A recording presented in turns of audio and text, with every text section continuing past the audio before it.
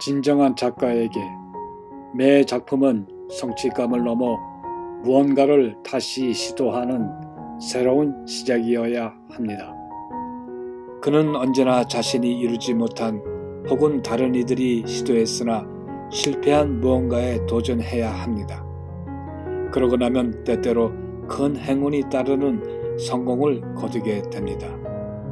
노벨 문학상 수상 연설에서 그가 이 전쟁에서 싸우고 있는 이유는 그가 사랑한 나라에서 시작된 전쟁이기 때문이었다.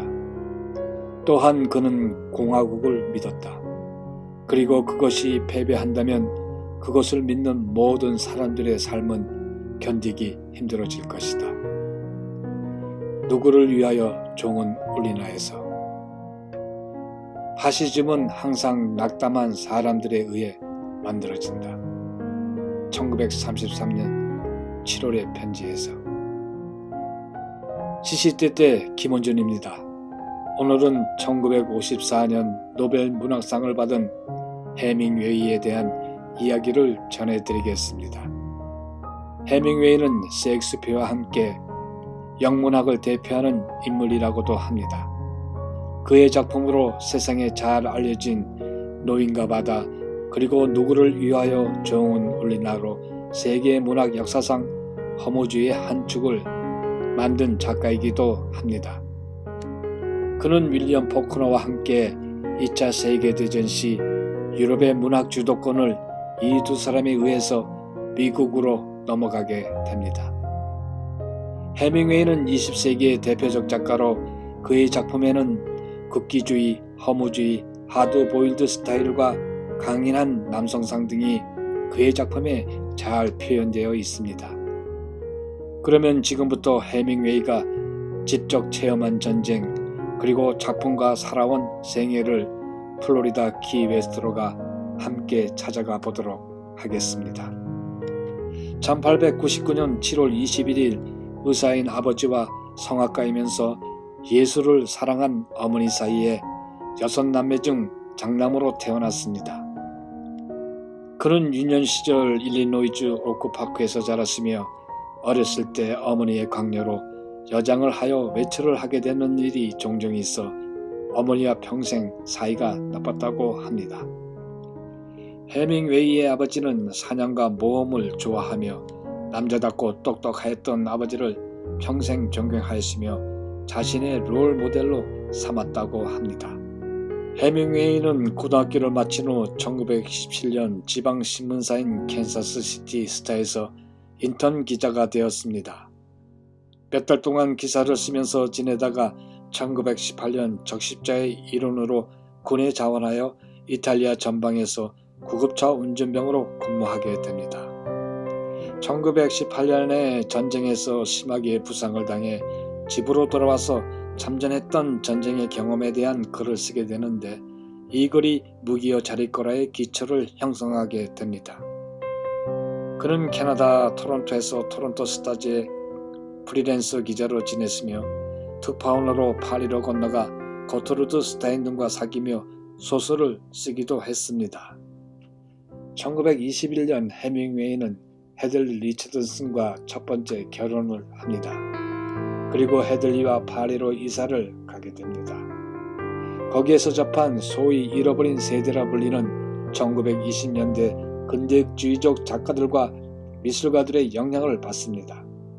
1926년에는 그의 첫 소설 태양은 다시 떠오른다를 출판하게 되고 1927년에 첫 아내와 이혼한 뒤 폴린 파이퍼와 재혼하게 됩니다. 이 당시 해밍웨이가 스페인 내전의 종군기지였던 때였습니다. 1940년 해밍웨이는 세 번째 아내인 마사 게론을 만나지만 2차 세계대전 중 런던에서 메리 웨시를 만난 후에 이혼을 합니다. 그 와중에 해밍웨이는 노르만디 상륙작전과 파리 해방전투에 참여하게 됩니다. 그리고 전쟁 용사로 국가로부터 훈공 훈장을 수여받았습니다. 해밍웨이는 무기여 자리꼬라로 큰 명성을 얻게 됩니다. 그는 당시 스페인의 공화제를 열렬히 지지하여 종군 특파원으로 스페인 내전에 참전하게 되면서 혁명군과 함께 전제주의 프랑코 군대를 크게 비판했습니다. 이때의 경험으로 누구를 위하여 종은 우리나라를 쓰게 됩니다. 1952년에 노인과 바다를 출판하고 곧바로 해밍웨이는 아프리카의 사파리로 여행을 떠납니다. 그는 아프리카 그곳에서 2차례 비행기 사고를 당한 후 남은 생애 대부분을 병과 함께 지내게 되었습니다. 1930년도에는 플로리다 키 웨스트에서 거주했고 1940년대부터 1950년대까지는 쿠바에서 거주하였습니다. 해밍웨이가 노인이 되면서 늙어 약해지는 자신을 싫어하게 됩니다. 1차 세계대전 때 큰 부상을 당한 것을 시작으로 아프리카에서의 비행기 사고와 겹쳐 그 후유증이 커져 고통을 이겨내려고 사냥과 낚시 같은 취미에 몰두하게 됩니다. 마침내 정신착란까지 일으키게 되는 중병에 시달리면서 1961년 7월 2일 아이다호주에 있는 자기 집에서 이른 아침 해밍웨이는 잠자는 헌신적인 아내를 자게 놔둔 채 사냥용 엽총을 입에 물고 총을 쏴 자살을 합니다. 그는 자살 직전에 늙어서 작품이 부진한 점을 고민하면서 글을 쓰다가 원고를 계속 찍고 쓰던 걸 던지고 술을 마시며 괴로워하였습니다. 6월 28일 첫 번째 자살을 시도합니다. 이젠 써지지 않는다, 써지질 않아라고 절규하였다고 합니다. 해밍웨이는 자기 자신을 세상에 과시하는 것을 매우 즐겼고 매스컴의 스포트라이트를 받으며 유명 연예인같이 자신의 화려한 사생활을 노출하기도 하였습니다.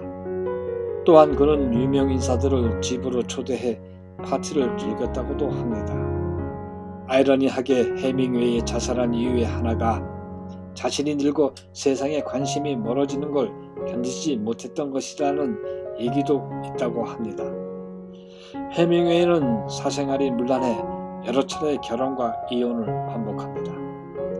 결혼 중에도 수많은 여자들과 함께 지내면서 관계를 즐겼다고 합니다. 4명의 부인 중 메리 웰시가 해밍웨이와 금술이 좋았으며 모히또 칵테일과 고양이를 매우 좋아했다고 합니다. 해밍웨이는 미국 육군 상사로 예편했으며 미국의 소설가이자 저널리스트였습니다. 그의 소설들은 실속 있고 절제된 표현 방식으로 20세기의 소설에 강한 영향을 주었습니다. 그리고 모험적인 삶과 대중적인 이미지는 후대에 영향을 크게 주게 되었으며 그의 대다수 작품들은 미국 문학의 고전으로 여겨지고 있습니다. 태양은 또다시 떠오른다. 태양이 저녁이 되면 석양이 물든 지평선으로 지지만 아침이 되면 다시 떠오른다. 태양은 결코 이 세상을 어둠이 지배하도록 놔두지 않는다. 태양이 있는 한 절망하지 않아도 된다. 1926년 태양은 다시 떠오른다의 해석. 사람은 패배하기 위해 만들어지지 않았다. 사람은 파괴될 수 있지만 패배하지는 않는다. 1952년 노인과 바다에서. 난 파리 지붕 위에 서서 내다보며 생각했다. 걱정하지 마라. 너는 예전에도 항상 썼었고 지금에도 쓸 수 있다. 내가 해야 되는 것은 진실한 글을 쓰는 것뿐이다. 내가 아는 가장 진실한 글을 써라. 해밍웨이.